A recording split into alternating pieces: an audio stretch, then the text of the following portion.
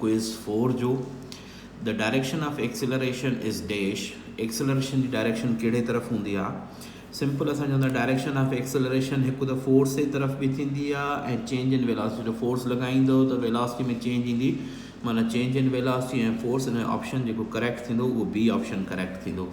Both correct आहिनि ॿई सही आहिनि फोर्स जी तरफ़ बि डायरेक्शन थींदी आहे ऐं जेका वेलोसिटी में चेंज थी अचे उन तरफ़ बि डायरेक्शन थींदी आहे असांजी एक्सेलरेशन जी नेक्स्ट क्वेश्चन खे ॾिसो अ body of mass 2 kilogram moving 2m हाणे ही m1 जेको आहे उहो 2m आहे मूविंग विथ वेलोसिटी माना u1 जेको आहे उहो 3v आहे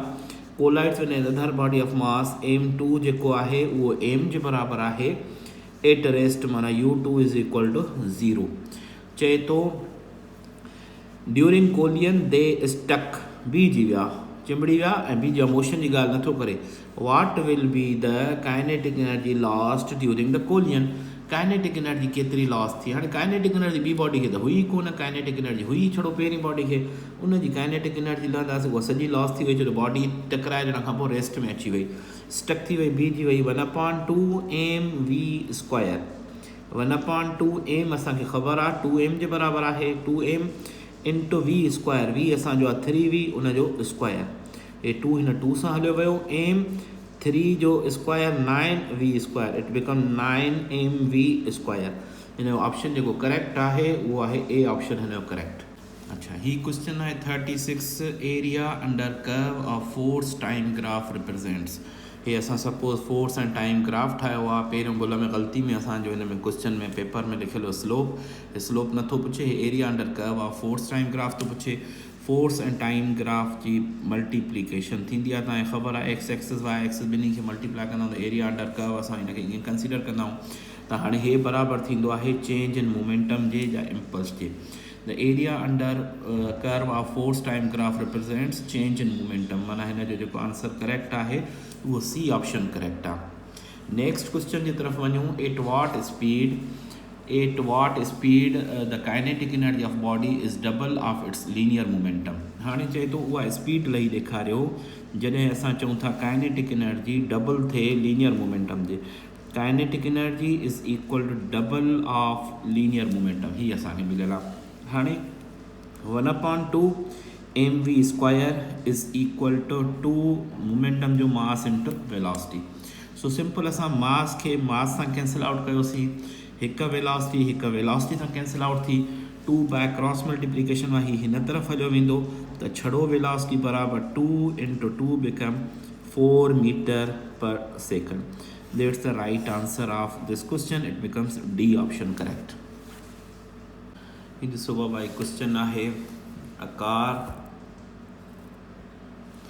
A car cover 1/3 of the distance with 20 km/h and 2/3 at 60 km/h. Total distance के असां डिवाइड कयोसीं ही सिंपल टोटल डिस्टेंस आहे हिकु हिसो ही आहे जेको एस आहे उहो 20 km/h सां ऐं हे जेको डबल हिसो आहे 2s आहे इहो आहे 60 km/h सां चए थो what will be the average speed असांखे लाहिणी आहे हाणे वी एवरेज लहण लाइ मूं तव्हांखे फार्मूलो पढ़ायो V average is equal to total distance upon total time हाणे V average is equal to total distance आहे असांजो सिंपल लिखूं S1 plus S2 upon T1 plus T2 सभ खां अवल टाइम कढूं S is equal v t t is equal to S upon v जेकॾहिं T1 त S अपॉन V1 T1 कढूं S असांखे मिलियल आहे साॻियो S था लिखूं V1 असांखे मिलियल आहे 20 T2 बराबरि S हाणे असांजो डबल S आहे 2S आहे ऐं असांजो जेको वेलोसिटी आहे उहा 60 आहे हीअं थी वियो 30 त T2 बराबरि S अपॉन 30 ॿई वैल्यू मिली विया वैल्यू पुट कयो v average is equal to simple असां S1 जी जाइ ते S रखियोसीं S2 जी जाइ ते 2S रखियोसीं अपॉन T1 जी जाइ ते S अपॉन 20 रखियोसीं प्लस S अपॉन T2 जी जाइ ते S अपॉन 30 रखियोसीं V average is equal to 2S plus S it become 3S upon हिन जी LCM निकिरंदी 60 हाणे छा थींदो हे 60 ते 20 जी टेबल 3 टाइम्स माना 3S प्लस 30 जी टेबल 60 ते 2 टाइम्स 2S थी वियो सो वी एवरेज बराबर मथा 3s साॻियो अपान हे 2s प्लस 3s 5s अपान 60 डिवाइड वारो मल्टीप्लाई में उबतो थींदो आहे 3s मल्टीप्लाई 60 अपान 5s एस सां कैंसिल आउट थी 5 जी टेबल हिन ते 12 टाइम्स लॻंदी ऐं हिन ते 3 × 12 बिकम 36 किलोमीटर पर आवर हिन जो आंसर थींदो 36 किलोमीटर पर आवर माना डी ऑप्शन हिन जो करेक्ट आहे। नेक्स्ट क्वेश्चन की तरफ वञूं असां what is the momentum of body of mass 4 kilogram mass is equal to 4 kilogram at its highest point they when thrown with velocity is equal to v naught which is equal to 20 meter per second at an angle of 60 degree theta is equal to 60 degree with horizontal हाणे common ॻाल्हि आहे angle ते मोकिलियो माना projectile motion जो concept आहे हीअं असां मोकिलियोसीं हिते हाईएस्ट पॉइंट ते असांखां मोमेंटम पुछे थो मूं तव्हांखे ॿुधायो हाईएस्ट पॉइंट ते वेलोसिटी जो एक्स कंपोनेंट रहंदो आहे वाई कंपोनेंट ज़ीरो थी वेंदो आहे सो एक्स कंपोनेंट रहंदो आहे त पी एक्स हूंदी हाईएस्ट पॉइंट ते which is equal to P cos theta हीअं थींदो सो पी बराबर mass into velocity into cos of angle theta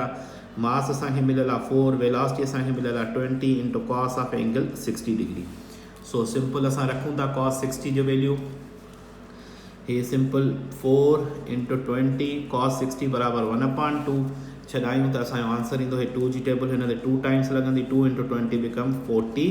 Newton second या 40 किलोग्राम मीटर पर सेकंड हाणे हिन जो आंसर जेको करेक्ट आंसर आहे उहो आहे 40 न्यूटन सेकंड या 40 किलोग्राम मीटर पर सेकंड। ॾिसो बाबा प्रॉब्लम आहे a body of mass 4 kilogram हे पहिरियों mass M is equal to 4 kg लिखियोसीं moving with momentum of 8 kilogram metre per second momentum जेको मिलियल आहे उहो momentum P is equal to 8 kilogram metre per second a force of 0.2 newton F is equal to 0.2 newton X in the direction of motion note कजो X in the direction of motion माना जरे तरफ force तो लगे ओॾे ई motion आहे माना it means velocity increase थी थिए basically for time 10 seconds time is equal to 10 seconds चए थो त इंक्रीज़ इन काइनेटिक एनर्जी में केतिरी इंक्रीज़ ईंदी इहो लही ॾेखारियो increase in kinetic energy ji increase लही ॾेखारियो सभ खां अवल असां हितां खां ई डेरिवेशन शुरू कयूं सभ खां अवल असां P is equal to mass into velocity त velocity is equal to P upon M थींदो त velocity is equal to P असांखे मिलियल आहे बाबू 8 वेलोसिटी ऐं मास मिलियल आहे असांखे 4 because v is equal to p upon m p 8 m 4 it become 2 meter per second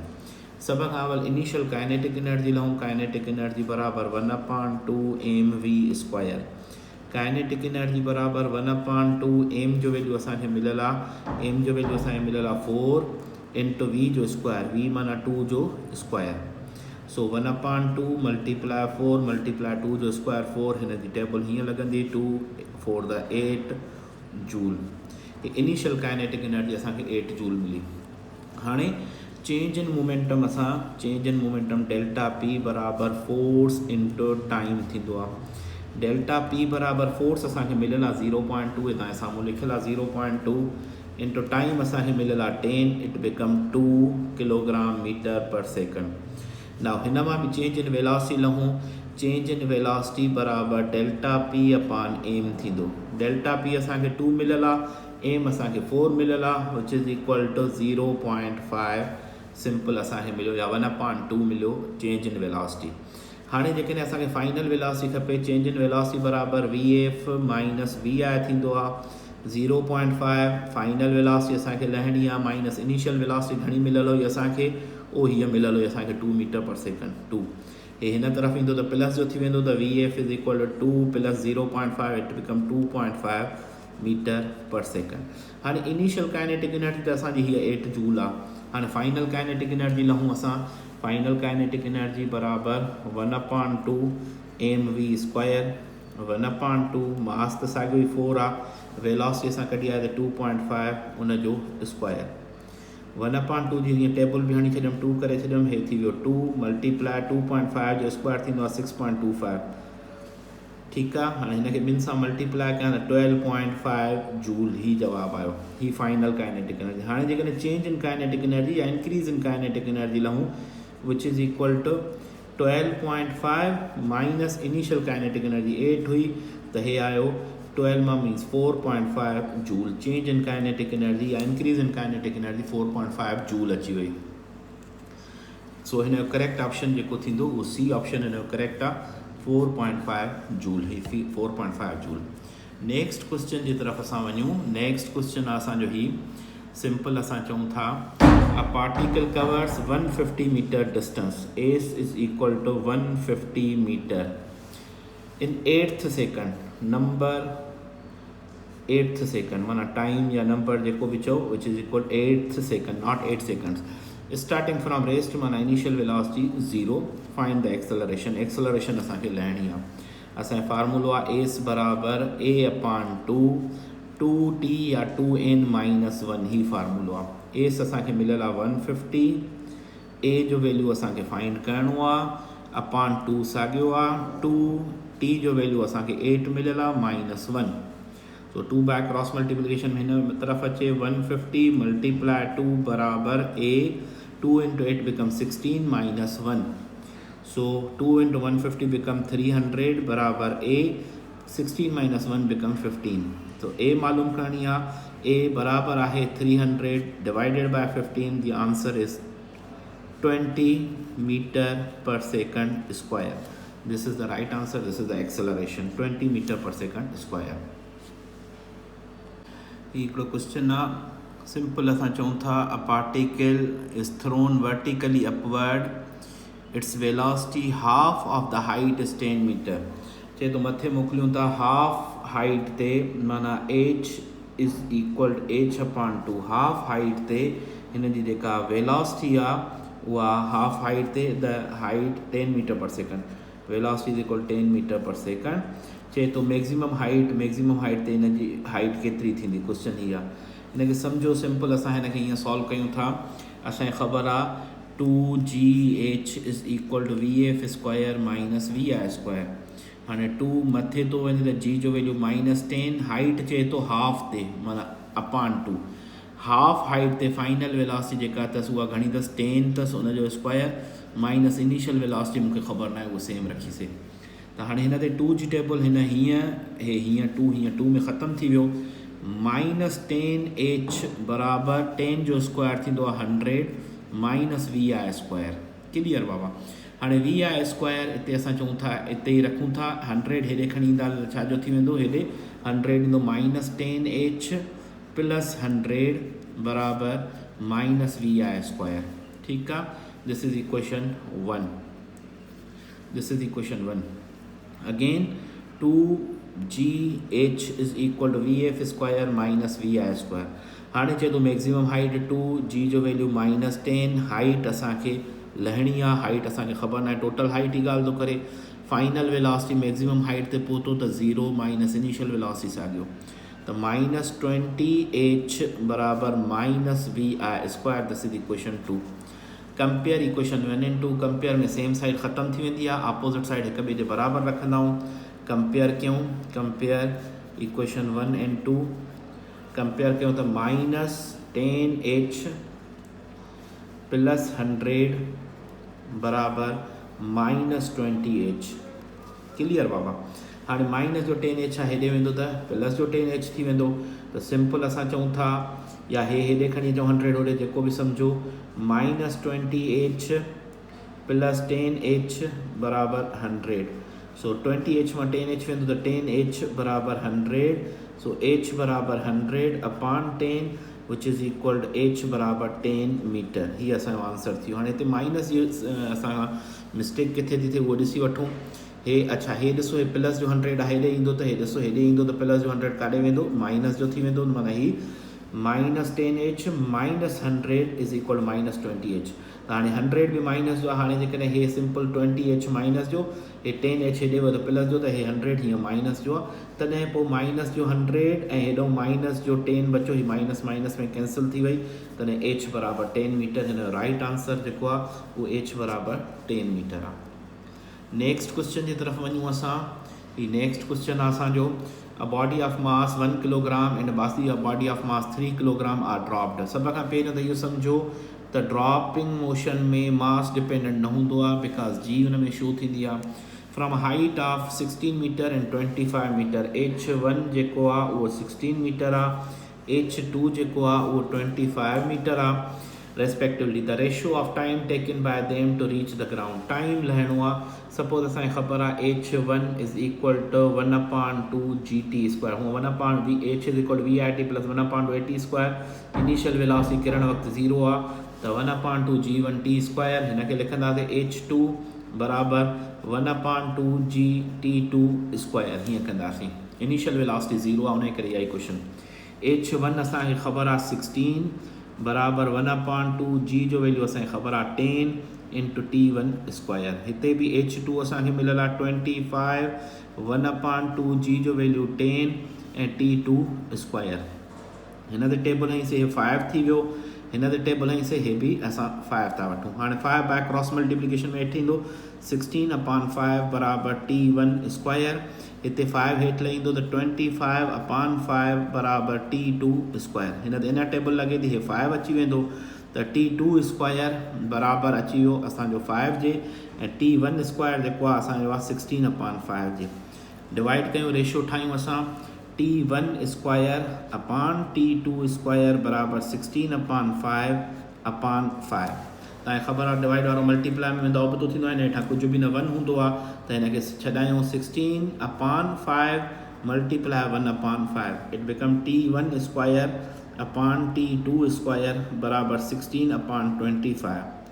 taking square root both sides, हिन तरफ भी स्क्वायर रूट कयूं, T1 square upon T2 square is equal to 16/25, उनजो under route square root कयूं त हीअ असांजो answer ईंदो T1 upon T2 is equal to 4/5 answer अची वियो। जो 16 जो अंडर रूट 4 थींदो आहे ऐं 25 जो अंडर रूट 5 थींदो आहे। So answer is correct, answer is A option, it means असां चऊं था 4/5 राइट आंसर आहे। ही हिकिड़ो क्वेश्चन आहे, a projectile is projected with kinetic energy, initial kinetic energy जेका उहा आहे K जे बराबर, it's range is R, range जेका उहा R जे बराबर आहे। It will have the minimum kinetic energy after covering a horizontal distance of, minimum kinetic energy उते थींदी जिते मिनिमम वेलोसिटी हुजे। मिनिमम वेलोसिटी थींदी आहे बाबू हाईएस्ट पॉइंट ते, माना हिते काइनेटिक एनर्जी असांजी मिनिमम थींदी आहे, छो त हिते वाई वारी वेलोसिटी ख़तमु थी वेंदी आहे, सिर्फ़ु एक्स वारी वेलोसिटी हूंदी आहे, त मिनिमम काइनेटिक एनर्जी हिते हूंदी आहे। हाणे हीअ पॉइंट कहिड़ी आहे, केतिरो डिस्टेंस कवर थियल आहे, हीअं रेंज जो हाफ, टोटल रेंज हीअ आहे त हितां खां हेसि ताईं जेको डिस्टेंस आहे उहो छा आहे, रेंज जो half, it become R/2R 0.5 R जेको बि चओ, त हिन जो answer minimum kinetic energy half range ते थींदी आहे कंहिं बि प्रोजेक्टाइल मोशन जी। ही क्वेश्चन आहे, a particle move in a straight line cover first half of the distance, total distance ॿिनि हाफ में डिवाइड थियल आहे, ही एस आहे, ही बि एस आहे, ॿिनि हाफ में डिवाइड थियल आहे। चए थो पहिरें जी वेलोसिटी 3 मीटर पर सेकेंड आहे, पहिरें हाफ में वेलोसिटी 3 मीटर पर सेकेंड आहे, ऐं ॿिए हाफ में चए थो इन इक्वल टाइम इंटरवल्स, ॿिए हाफ में टाइम सेम आहे, वेलोसिटीज़ ॿ अलॻि अलॻि मिलियल आहिनि ॿिनि हाफ में, हिकिड़े जी आहे हीअ 4.5 ऐं ॿी आहे 7.5। हाणे यादि रखो जॾहिं बि टाइम सेम हूंदो आहे त सिंपल वेलोसिटी हुनजी एवरेज कढण लाइ, हिते वेलोसिटी कढण लाइ ॿिन्ही खे एड करे 2 सां डिवाइड कबो आहे। इहा कंडीशन सिर्फ़ु तॾहिं हूंदी आहे जॾहिं टाइम सेम हुजे। त हाणे हिते सभ खां अवल वी एवरेज, हिन टुकरे जी वी एवरेज कढी छॾियूं, which is equal to 4.5 plus 7.5 upon 2। So V average in point जी हितों जी टोटल एवरेज वेलोसिटी निकिरंदी, this is 12/2 which is equal 6 metre per second. Now हाणे असां प्रॉब्लम खे सॉल्व कयूं, V average is equal to total distance upon total time, same फार्मूलो, total distance upon total time. हाणे V average is equal to S plus S, distance ॿई हिकु जेतिरा आहिनि, अपॉन T1 प्लस T2। सभ खां अवल हिन इंटरवल जो बि टाइम कढणो आहे, हुन इंटरवल जो बि टाइम कढणो आहे। T is equal to s upon v, T1 त एस अपॉन V1, T1 त एस अपॉन V1 असांखे मिलियल आहे 3, T2 त एस अपॉन V2 असां कढी आयासीं 6। ये वैल्यू ॿई पुट कयूं असां हिन इक्वेशन में, वी एवरेज बराबर एस प्लस एस अपान T1 जी जाइ ते एस अपान V1 माना एस अपान 3 प्लस एस अपान 6। सो वी एवरेज बराबर एस प्लस एस 2s मथियों अची वियो अपान LCM हिन जी निकिती 6 ते 3 जी टेबल 2 टाइम्स 2s प्लस 6 ते 6 जी टेबल 1 टाइम 6 ते 3 जी टेबल 2 टाइम प्लस हिन ते 1 टाइम माना ही s थी वियो 2s अपान 3s अपान 6 डिवाइड वारो मल्टीप्लाई में उबतो थी वेंदो आहे। So V average is equal to 2s multiply 6 upon 3s। So simple अॻिते डिवाइड कयूं असां एस वई एस सां कैंसिल आउट थी हे 2 थी वियो 2 two the 4 metre per second. सो हिन क्वेश्चन जो जेको राइट आंसर आहे उहो आहे 4 मीटर पर सेकंड ही हिन करेक्ट आंसर थी वियो। ही ॾिसो बाबा हिकिड़ो क्वेश्चन आहे चए थो at what angle of projection are become equal to range become हिते लिखूं था range become equal to 4.9 t² total time of flight उहा एंगल लहणी आहे। सब खां अवल रेंज जो formula V not square sine 2 theta upon G ही 4.9 साॻियो टोटल टाइम जो formula 2v naught sine theta upon G उन जो स्क्वायर छॾायूं हिन खे अॻिते हिते करे मां लिखां थो v not square 2 sine 2 theta के 2 साइन थीटा कॉस थीटा लिखी था सघूं अपान जी साॻियो ई रखियोसीं इज़ इक्वल टू हे 4.9 साॻियो रखियोसीं 2 जो स्क्वायर 4 थी वियो वी नॉट स्क्वायर थी वियो साइन स्क्वायर थीटा थी वियो अपान जी जो स्क्वायर थी वियो। हाणे हिकु जी हिन हिकिड़े जी सां वरी कैंसिल थी हे 2 असां वी नॉट स्क्वायर हिन वी नॉट स्क्वायर सां कैंसिल थी वियो। हाणे सिंपल असां चऊं था हीअ हिकिड़ी हे 4.9 आहे हे 9.8 आहे हे अपान में 2 थी वियो वरी 2 जी टेबल हिन ते असांजी 2 टाइम्स लॻंदी हिते 2 मथे बचो हेॾो वारो 2 हेॾो वारे 2 सां वियो कैंसिल थी सभु शयूं पाण में हिक ॿिए सां कैंसिल थी वियूं बाक़ी बचो साइन थीटा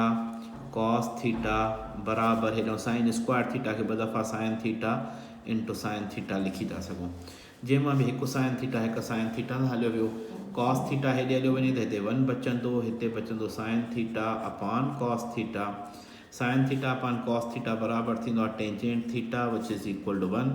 थीटा बराबरि tangent inverse 1 it become 45 degree tangent 45 degree ते 1 थींदो आहे हिन राइट आंसर थी वियो इट मीन्स हिन जो जेको आंसर आहे उहो ए ऑप्शन करेक्ट आहे। नेक्स्ट क्वेश्चन जे तरफ़ था हलूं a body of mass 5 kilogram moving with velocity of 10 metre per second mass m1 जेको आहे उहो आहे 5 किलोग्राम इनिशियल वेलोसिटी u1 जेका आहे उहा 10 मीटर पर सेकंड आहे collides in other body of mass m2 जेको आहे उहो 20 किलोग्राम आहे एट रेस्ट माना u2 इज़ इक्वल टू 0 चए थो velocity of second body due to collision v2 असांखे लहणो आहे इलास्टिक कोलिजन इन 1 डायमेंशन में असां इक्वेशन पढ़ी आया आहियूं v2 बराबरि 2m1 u1 अपान m1 plus m2 minus m1 u2 अपान m1 प्लस m2 ही फार्मूलो हुयो। हाणे गौर सां सम्झो हिते u2 ऑलरेडी 0 मिलियल आहे त हेॾे वैल्यू ऑटोमेटिक 0 थी वेंदो रखण जी ज़रूरत न आहे बाक़ी हिन खे सॉल्व कंदासीं v2 is equal to 2 m1 असांखे मिलियल आहे 5 u1 असांखे मिलियल आहे 10 अपान m1 5 m2 असांखे मिलियल आहे 20 so v2 is equal to 2 into 5 10 into 10 become 100 divided by 20 plus 5 it become 25 which is equal to 4 metre per second ही आंसर थी वियो त v2 जो जेको असांजो वैल्यू थींदो उहो 4 मीटर पर सेकंड थींदो ही आंसर थी वियो असांजे हिन प्रॉब्लम जो।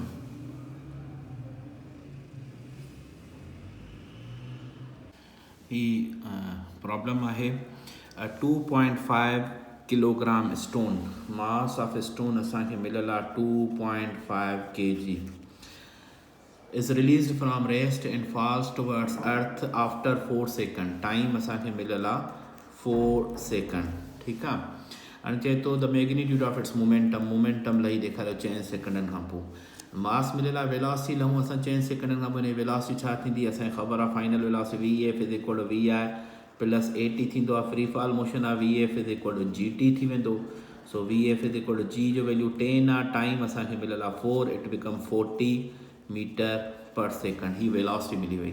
मूंखे खपे momentum p is equal to mass into velocity mass 2.5 आहे, वेलोसिटी असांजी 40 आहे, त it become 100 Newton into second. ही मोमेंटम असांखे मिली वियो। हिन जो करेक्ट ऑप्शन बी थींदो। नेक्स्ट क्वेश्चन जी तरफ़ था वञूं। Light and heavy bodies have equal kinetic energy. और सां सम्झो काइनेटिक एनर्जीज इक्वल अथनि। Which one has greater momentum, कंहिंखे मोमेंटम वधीक थींदो। कॉमन ॻाल्हि आहे, जॾहिं काइनेटिक एनर्जी इक्वल अथनि माना वेलोसिटी जो स्क्वायर हूंदो काइनेटिक एनर्जी में, माना हेवी बॉडी जो मोमेंटम वधीक थींदो। हेवी बॉडी जो मोमेंटम वधीक थींदो। नेक्स्ट, जंहिंजो मास वधीक हूंदो न उते मोमेंटम वधीक थी वेंदो। शो, अच्छा question number 50, how large force is required to accelerate. माना असांखे फोर्स लहणो आहे। How large force is required to accelerate a body whose weight is equal to 5 Newton at acceleration of 4 meter per second square। Simple weight में असांखे mass खपे, W is equal to mg, m is equal to w upon g। So m is equal to w असांखे मिलियल आहे 5, g असांजो आहे 10 which is equal to 0.5 kilogram. f is equal to ma, m असांखे मिली वियो 0.5, acceleration आहे 4, it become 4 into 0.5 2 newton. The right answer is 2 newton. अल्लाह हाफ़िज़। हिते असांजा 50 क्वेश्चन ई पूरा थी विया, जेके असांखे पूरी कंप्लीट जेका टेस्ट क्विज़ 4 वरितीसीं, चइनि सेक्शननि में पूरी थी वई।